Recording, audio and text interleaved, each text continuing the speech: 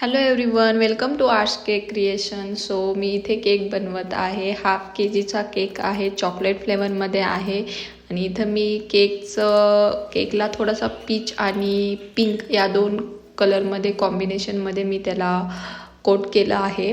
आणि ॲक्च्युली कस्टमरला पाहिजे होते रिअल फ्लावर्स, लाईक त्यांनी बोललं नव्हतं क्लिअरली फोनमध्ये, बट त्यांचे एक्सपेक्टेशन होते की मी रिअल फ्लावर्स लावेल म्हणून. बट ॲक्च्युली माझ्याकडे रिअल फ्लावर नव्हते आणि मी तर हेच फ्लावर, आणि ॲक्च्युली त्यांनी जो फोटो पाठवला मे बी त्यात पण आर्टिफिशियल फ्लावर होते.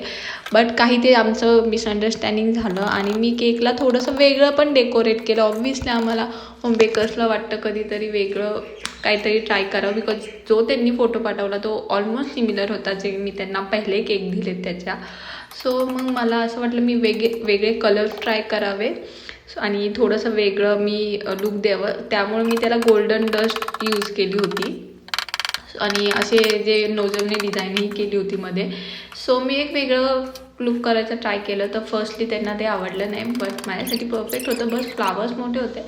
सो मग ऑब्व्हियसली मी माझ्या कस्टमरला ऑब्व्हियसली बेस्ट द्यायचं आहे मला माझ्या कस्टमरला. मला माझ्या कुठल्याही कस्टमरला सॅड नाही वाटलं पाहिजे, असं आवडलं नाही असं नाही झालं पाहिजे. सो त्या आल्या माझ्याकडे आणि त्या खूप सॉफ्टली पण बोलल्या की नाही का थोडंसं चेंज होईल. तर मी म्हणले ओके, आणि मग मी थोडंसं केकला चेंज केलं आणि त्यांच्या हिशोबाने, आणि त्यांना केक आवडला. ओके, सो तुम्हाला कुठला केक आवडला, जो मी बनवला आहे तो का जो कस्टमरच्या हिशोबाने चेंजेस केला आहे तो? फार काही चेंजेस नाही, फक्त एक व्हाईट फ्लावर आणि एक बटरफ्लाय ॲड केले, बट तरीही चला कमेंट करा. थँक्यू.